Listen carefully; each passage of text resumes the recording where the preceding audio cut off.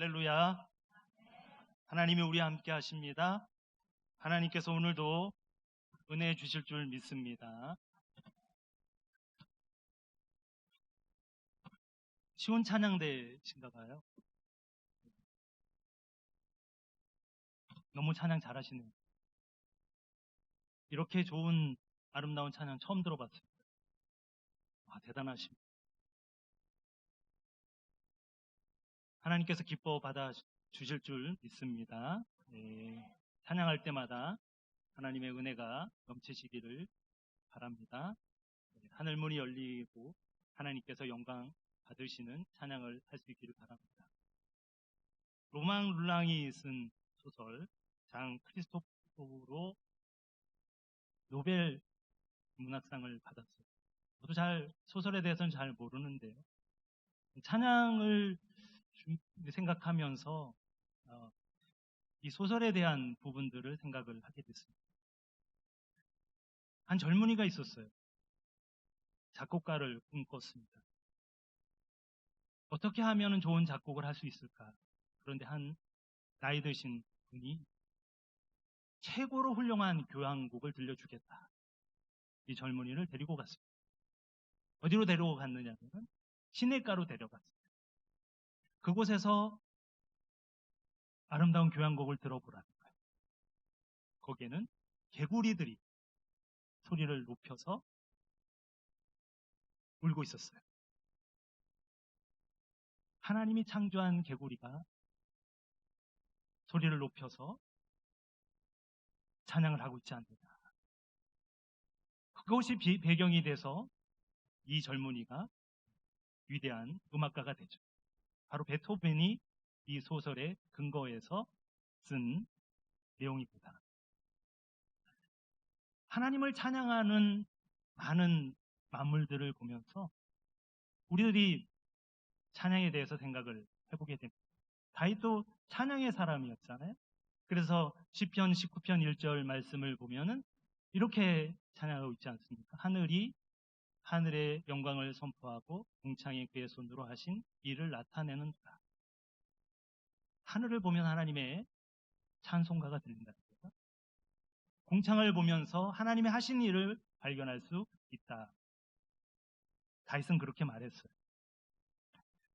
우리가 다윗처럼 하나님을 찬양했으면 좋겠어요.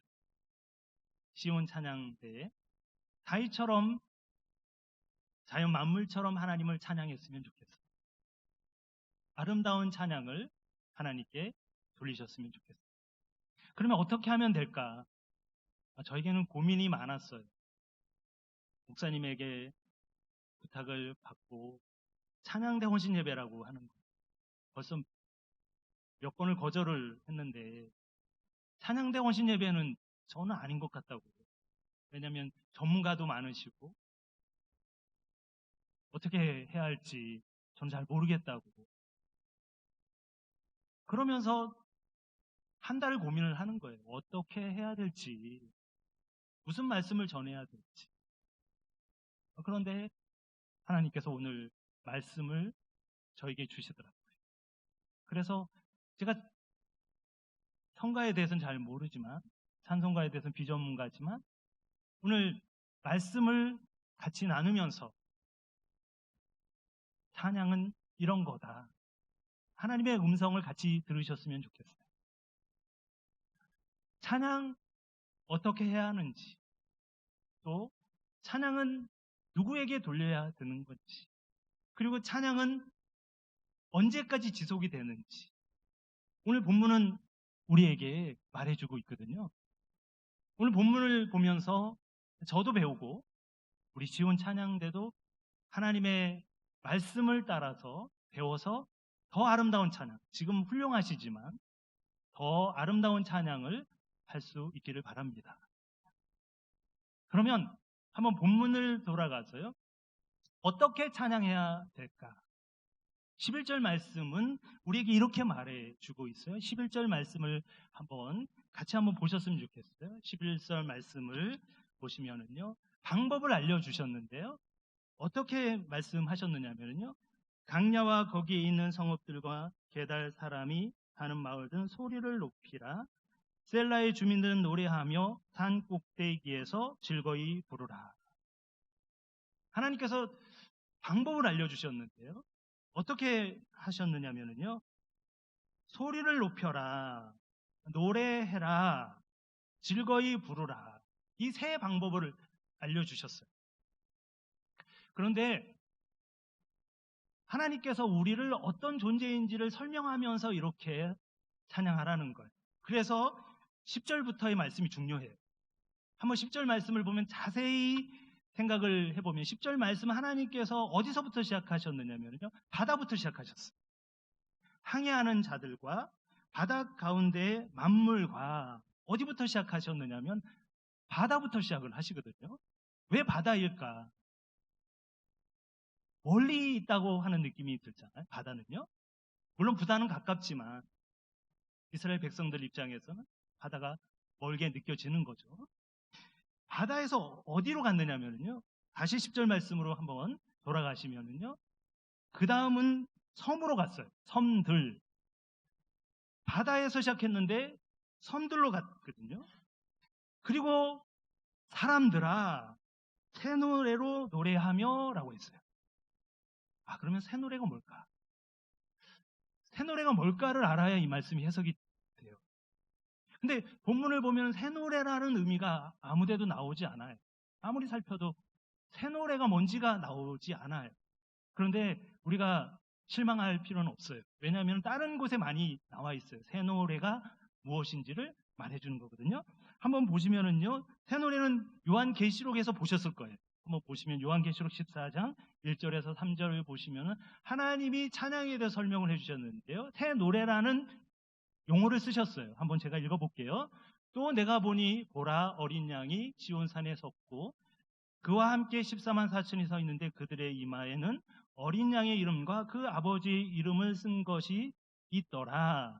내가 하늘에서 나는 소리를 들으니 많은 물소리와도 같고 큰 우레소리와도 같은데 내가 들은 소리는 검은 것 타는 자들이 그 검은 것을 타는 것 같더라. 그들의 보좌 앞과 배 생물과 장로들 앞에서 새 노래를 부르니 땅에서 속량함을 받은 14만 4천 밖에는 능히 이 노래를 배울 자가 없더라. 그렇구나. 새 노래는 우리가 천국에서 해야 되는 찬양이거든요. 그런데 새 노래나 우리에게 무엇인지 설명해 줬는데 그것은 하나님께 올리는 찬송이라는 거예요. 하나님께 올리는 새로운 찬양. 그것이 바로 새 노래라는 거예요. 또 시편에도 많이 나와 있는데요. 시편 96편 1절 말씀을 보면은요. 새 노래에 대해서 이렇게 말하거든요. 새 노래로 여호와께 노래하라. 온 땅이여 여호와께 노래할지어다. 하나님께 찬양하는 게 새 노래구나. 아무리 훌륭한 음악이라도요. 하나님께 찬양하지 않으면 새 노래가 아니에요. 하나님께 찬양해야 새 노래를 불렀다고 할 수 있는 거죠. 시온 찬양대가 그리고 우리 성도님들이 예배 때마다 찬송가를 부르시잖아요. 그것이 바로 새 노래라는 거예요. 새 노래를 부르라고 말씀을 하셨어요. 그런데 왜 바다부터 시작했을까요? 왜 섬으로 갔을까요? 그리고 11절 말씀은 또 어디로 가느냐면요. 11절 말씀을 보겠습니다. 11절 말씀을 보면은 또 이제 바다에서 섬에서 11절 말씀을 보면 어디로 가느냐면요. 광야로 가요. 광야와 거기에 있는 성읍들과 게달 사람이 사는 마을들은 게달이 어딜까요? 게달은 유목민들이에요. 광야에서 생활하는 유목민들. 그리고 셀라, 이 셀라도 이방 민족이에요. 성경은요.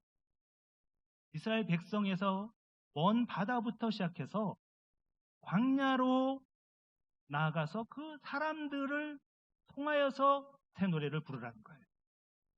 그럼 그 바다와 광야와 섬 사람들이 누굴까요?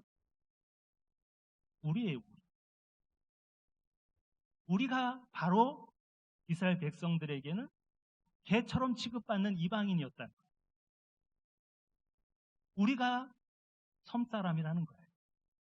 우리가 바다에서 이스라엘 백성과 멀리 떨어진 사람이라는 거예요. 우리가 광야에서 사는 유목민같이 사는 인생이라는 거예요.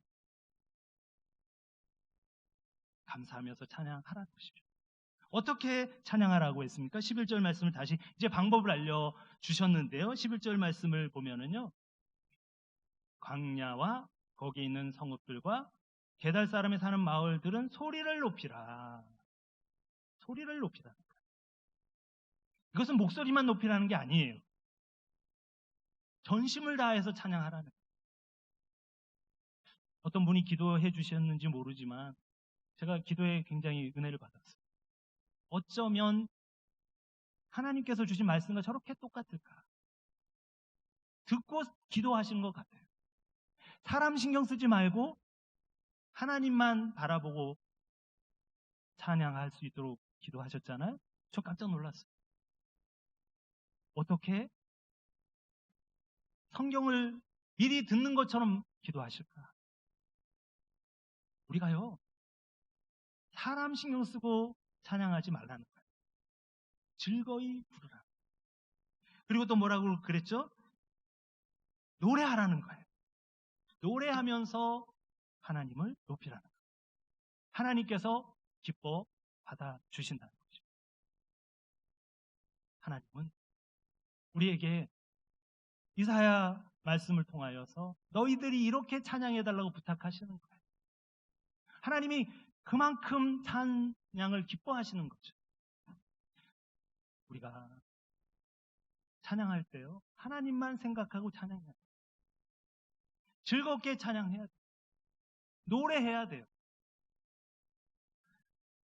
우리의 마음속에 하나님을 바라보고 찬양하면요, 어둠이 떠나요. 고민이 떠나요. 하나님의 마음을 우리가 품는 거죠. 그래서요, 저는 이제 우리는 일부 예배가 씌운 찬양들, 2부가 아멘 찬양. 그래서 늘 기도하면서 같이 예배 올라가는데요, 늘 그렇게 기도해요. 하나님, 우리 교인들 너무 힘듭니다. 하나님, 찬양 듣고 하나님을 만나게 해주세요. 이 찬양을 통하여 위로받게 해주세요. 하나님, 이 찬양을 우리 교인들이 들어서 마음이 슬픔이 떠나게 해주세요. 병이 고침받게 해주세요. 그렇다는 거죠. 우리가 찬양만 제대로 해도요, 하나님을 만나게 될 거예요. 하나님을 우리들이 사랑으로 느낄 수 있는 거예요. 그래서 세상에서 상처받아도요, 고민, 걱정으로 어둠이 가득 차도요, 찬양만 온전히 하면 다 치료되는 거예요. 모든 문제가 다 풀리는 거예요. 죽고 싶은 마음이 떠나는 거예요. 하나님께서 그렇게 하라는 거예요. 하나님께서 원하시는 찬양 할 수 있기를 바랍니다. 될 수 있으면 크게 하세요. 될 수 있으면 기쁜 마음으로 하세요. 될 수 있으면 즐겁게 노래하세요. 하나님이 하라는 대로 하면은요, 찬양의 능력이 임해요.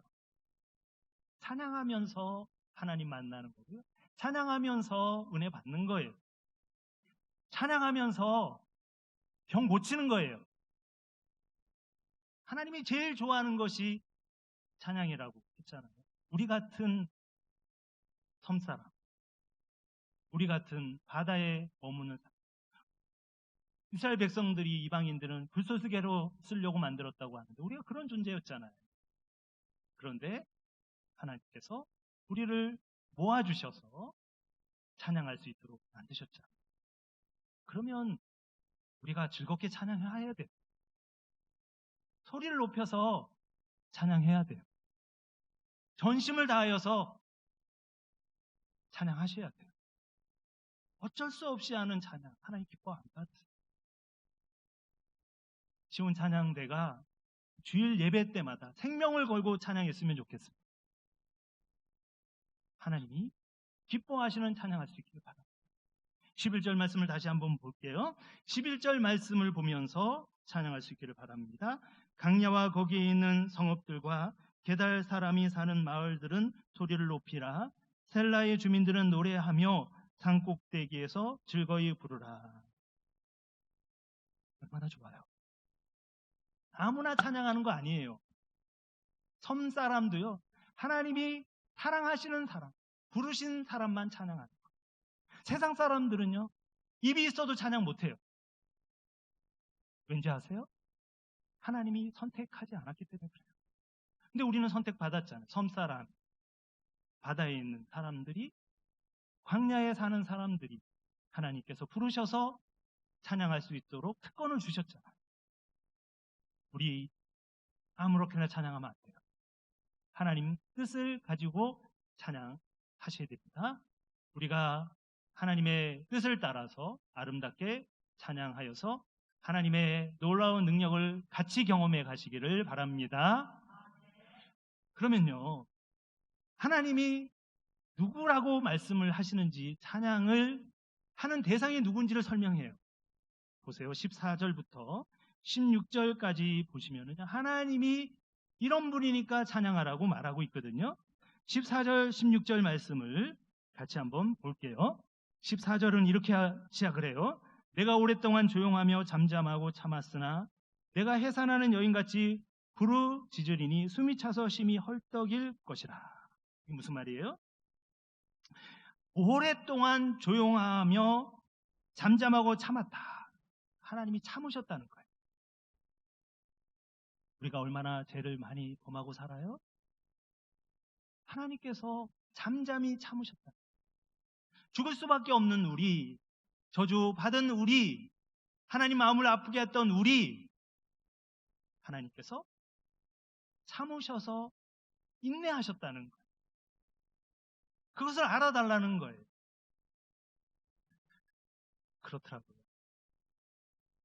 하나님이 잠잠히 참으셨던 거예요. 우리가 하나님 마음이 아프게 할 때도 하나님은 그대로 기다리신 거예요. 기다리지 않으셨다고 하면은 이 자리에 남아있을 사람 아무도 없어요. 저도 돌아온 세월을 묵상해 보니까요, 하나님이 수천 번, 수만 번 참으셨어요. 그래서 하나님을 찬양할 수 있는 제가 될 거예요. 그런데 오늘 본문을 보면 재밌는 표현이 나와요. 14절 말씀을 같이 한번 볼게요. 내가 오랫동안 조용하며 잠잠하고 참았으나 내가 해산하는 여인같이 부르짖으리니 숨이 차서 심히 헐떡일 것이라. 왜 하나님을 해산하는 여인으로 표현했을까요? 하나님을 해산하는 여인으로 표현한 이유가 있다는 거죠. 해산하려고 하면은 고통이 따르는 거예요. 아기 낳아보신 분은 알죠. 고통이 이만저만이 아니죠. 고통이 뼈마디마다 아픔을 주는 거죠. 헐떡거리는 고통이 하나님께 있었다는 거예요. 우리를 바라보면서 하나님의 아들까지 보내셨다. 그 아들 죽임은 해산한 여인과 같았다는 것입니다. 그만큼 아팠다는 거예요. 하나님이 우리의 찬양을 받기를 원하시는데 알아달라는 거예요. 내가 너 때문에 아들을 버렸다. 내가 해산한 여인처럼 뼈마디 아픈 것을 감내했다. 그것을 알아다. 그것을 알면 너희들이 전심을 다하여 찬양할 수 있을 거야. 그래서 하나님께서 자신을 계속해서 소개하고 있는 거예요. 하나님은 해산한 여인처럼 아들을 십자가에 못 박았어요. 우리의 구원을 위해서 자신을 아픔으로 내어 모신 거예요. 그럴 이유가 없었는데 하나님은 찬양받기 합당하신 분입니다. 왜냐하면 하나님께서 우리에게 모든 것을 다 주셨습니다. 15절 말씀을 보겠습니다. 15절 말씀 하나님이 어떤 분이라고 말하는 거죠? 내가 산들과 언덕들을 황폐하게 하며 그 모든 초목들을 마르게 하며 강들이 섬이 되게 하며 못들을 마르게 할 것이며. 우리가 항무지였어요.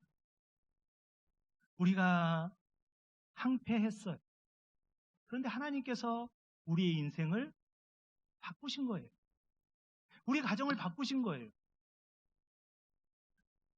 저희 집은 대대로 술 때문에 고통을 당한 집이에요. 저희 할아버지부터 조상 대대로 술 먹고 가정 힘들게 하고 계속해서 좋지 않은 모습으로 살았던 가정이에요. 그런데 저희 어머니가 예수님을 믿게 됐어요. 새벽마다 기도하셨어요. 하나님께서 항무지와 같은 우리 가정을 변화시키셨어요. 내 자녀들이 하나님 은혜 가운데 복을 받고요. 저는 목사가 됐고. 이 말씀은 우리 가정의 말씀이더라고요. 저의 말씀이에요. 저도 항무지가 될 뻔했는데 하나님께서 항무지에서 초목으로 바꾸신 하나님의 사랑을 경험할 수 있도록 해주신 거예요. 저만 그런가요? 다 그러실 거예요. 하나님께서 15절 말씀을 우리에게 다 이루어 주셨어요. 우리 자녀를 보고, 우리 인생을 보고, 우리 교회를 보고, 우리의 인생을 보는데 어떻게 찬양하지 않을 수 있어요? 이렇게 해주셨는데 하나님은 이 말씀을 통하여서 찬양할 때마다 기억하라. 찬양할 때마다 너의 인생이 어떻게 바뀌었는지 알고 찬양하라는 것입니다. 16절 말씀 보겠습니다. 16절 말씀. 내가 맹인들을 그들이 알지 못하는 길로 이끌며 그들이 알지 못하는 지름길로 인도하며 암흑이 그 앞에서 광명이 되게 하며 굽은 대를 곱게 할 것이라. 내가 이 일을 행하여 그들을 버리지 아니하리니. 맹인이었다는 거예요. 우리가 죽음밖에 없었다는 거예요. 저주받아서 갈 길 몰라 죽을 존재였다는 거예요. 그런데 예수 그리스도를 통하여 빛을 비추어 주셨다는 것입니다. 갈 길을 알게 됐다는 거예요. 하나님께서 자신이 어떤 존재인지를 말하면서 사랑을 느껴보라는 거예요. 어떻게 너를 사랑했는지를 느껴보라는 거예요. 그리고 찬양하라는 거예요. 기쁘게 찬양할 수 있는 이유는 하나님이 우리를 사랑하셨기 때문에 전심으로 찬양할 수 있는 거죠. 하나님은 놀라우신 분인 줄 믿습니다. 하나님은 찬양 받으실 분인 줄 믿습니다. 하나님은 우리에게 놀라운 사랑으로 인도해 주신 분인 줄 믿습니다. 하나님을 알고 찬양하세요. 하나님은 놀라우신 분이십니다. 찬양 받기에 합당하신 분입니다. 마지막으로 17절 말씀을 보면은요, 찬양할 기간을 우리에게 알려주셨는데요, 찬양을 이렇게 하라고 기간을 선포하셨어요. 17절 말씀을 제가 한번 읽어볼게요. 조각한 우성을 의지하며 부어 만든 우상을 향하여 너희는 우리의 신이라 하는 자는 불리침을 받아 크게 수치를 당하리라. 왜 갑자기 우상 이야기를 하는 거죠? 찬양 이야기하다가, 하나님 이야기하다가 왜 우상 이야기하는 거예요? 이유가 있어요. 세상의 노래는요, 오래가지 못한다는 거예요. 대중가요가 우리의 마음을 감동을 줄 수는 있어요. 그런데 대중가요가 기간이 짧다는 거예요. 그런데 하나님을 찬양하는 것은 우상과 같지 않다는 거예요. 영원토록 우리가 찬양할 거라는 것입니다. 이 땅에서만 찬양하는 게 아니고요, 계시록에 나온 것처럼 새 노래로 즐겁게 천국에서도 찬양할 거라는 것입니다. 대중가요 많이 들으면요, 마음이 슬퍼집니다. 대중가요를 많이 들으면은 마음이 우울해져요. 그런데 찬양을 하게 되면 하나님께서 기쁨으로 마음을 변화시켜 주세요. 그리고 위로를 주세요. 그리고 하나님을 바라볼 수 있는 눈을 갖게 해주시죠. 영원토록 찬양해야 되니까요. 지금부터 하시길 바랍니다. 하나님께서 찬양하는 분들을 사랑하세요. 하나님께서 우리에게 찬양하도록 부탁하시는 거예요. 찬양대만 찬양하는 것이 아니라 온 교인들이 찬양으로 하나님께 영광을 돌릴 수 있기를 바랍니다. 찬양할 때마다 놀라운 기적이 일어나길 바랍니다. 찬양할 때마다 하나님을 높이시고 경배하시길 바랍니다. 하나님께서 이 말씀을 통하여서 시온 찬양대뿐만 아니라 모든 교인들이 이렇게 찬양하라고 부탁하셨어요. 저도 찬양을 그렇게 잘하지 못해요. 하지만 말씀을 따라 찬양하고 싶더라고요. 그래서 아주 쉬운 찬양인데요. 우리 이 말씀을 생각하면서 찬양을 했으면 좋겠어요. 한번 제가 악보를 드렸는데요. 다 아시는 찬양이에요.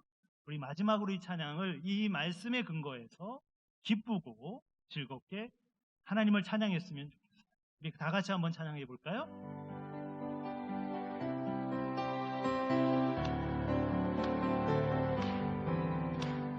찬송을 부르세요. 찬송을 부르세요. 놀라운 일이 생깁니다. 찬송 부르세요. 기도를 드리세요. 기도를 드리세요. 놀라운 일이 생깁니다. 기도 드리세요. 서로 사랑하세요. 서로 사랑하세요. 놀라운 일이 생깁니다. 서로 사랑해요. 말씀을 들으세요. 말씀을 들으세요. 놀라운 일이 생깁니다. 말씀 들으세요. 제가 주일학교 때 불렀던 찬송가예요. 찬양이에요. 여기에 복음이 있더라. 놀라운 일이 있다. 하나님께서 찬양하는 사람들에게 기막힌 일을 베푸시겠다. 오늘 말씀이 그 말씀이에요. 늘 찬양할 수 있길 바랍니다. 늘 놀라운 일을 경험하시길 바랍니다. 우리 모두가 이 말씀대로 찬양하고 하나님께 경배하시기를 바랍니다. 기도하겠습니다. 하나님 아버지, 하나님께서 우리에게 방법을 알려주셨습니다. 하나님께서 우리에게 어떤 분인지를 알고 찬양하라고 했습니다. 하나님께서 우리에게 찬양의 기간을 알려주셨습니다. 기뻐하며 즐거워하게 하시옵소서. 특별히 시온 찬양대를 하나님께서 붙들어 주시고 찬양할 때마다 하나님의 영광을 드러낼 수 있게 하여 주시고 찬양할 때마다 기적이 일어나게 하시고 찬양할 때마다 놀라운 일이 생길 수 있게 하여 주시고 찬양할 때마다 마귀가 떠나게 하여 주옵소서. 하나님 아버지, 찬양할 때마다 놀라운 어둠이 물러가는 역사가 나타나게 하시고 부흥되며 발전하며 복음을 전하며 하나님께서 원하시는 사랑을 나눌 수 있는 교회가 될 수 있게 하여 주시고 오늘 말씀대로 그대로 실현해낼 수 있는 시온 찬양대와 모든 교인분들이 될 수 있게 하여 주옵소서. 하나님 아버지, 이 말씀대로 이끌어 주시옵소서. 예수님 이름으로 기도드립니다.